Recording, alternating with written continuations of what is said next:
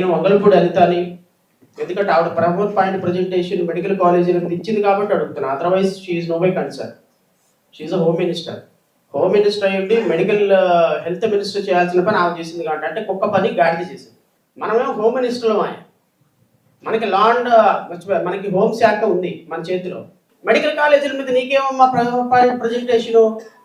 Power point presentation ఇచ్చి medical కాలేజీల్లో వాళ్ళు కట్టలేదు, వీళ్ళు కట్టలేదు, వాళ్ళు కట్టలేదు అని చెప్తున్నావు కదా. సో దాని మీద మీరు ప్రజెంటేషన్ ఇచ్చారు కాబట్టి, నేను కుక్క పని గాడిద చేసింది కాబట్టి ఆ గాడిదని అడుగుతున్నాను. నేను ఇవన్నీ వద్దు, నాకేం తెలియదు.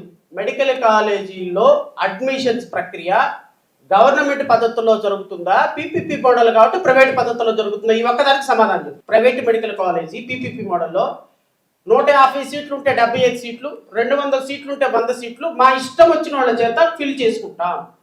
నేను చెప్తున్నాను రమారమి, ఒక్కొక్క మెడికల్ కాలేజీ రమారమి 500 కోట్ల రూపాయలు కేవలం అడ్మిషన్స్లో మాత్రమే విద్యార్థుల దగ్గర నుంచి కొల్లగొట్టాయి. వేలంపాట ఇంకంతే, ఆప్షన్. ఎవడు ఎక్కువ పడుకుంటాడో వాడిదే సీటు.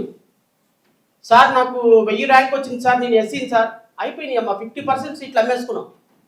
50%లో లేదు, మీరు 50% మాత్రమే ఫిల్ చేయాలి. ఇది మా ప్రైవేట్ మెడికల్ కాలేజీ, మేము పెట్టుబడి పెట్టాం. So no seat. డబ్బులు ఇచ్చిన వాడికే సీటు. ఈ క్లాసు మీరు రేపు పీపీపీ మోడల్లో ఒమిట్ చేశారా? ఈ పీపీపీ మోడల్లో ఈ క్లాస్ తోటి అడ్మిషన్స్ చేస్తారా? ఇది ఒక్కటి రాష్ట్ర ప్రభుత్వం క్లారిఫికేషన్ ఇవ్వండి సార్.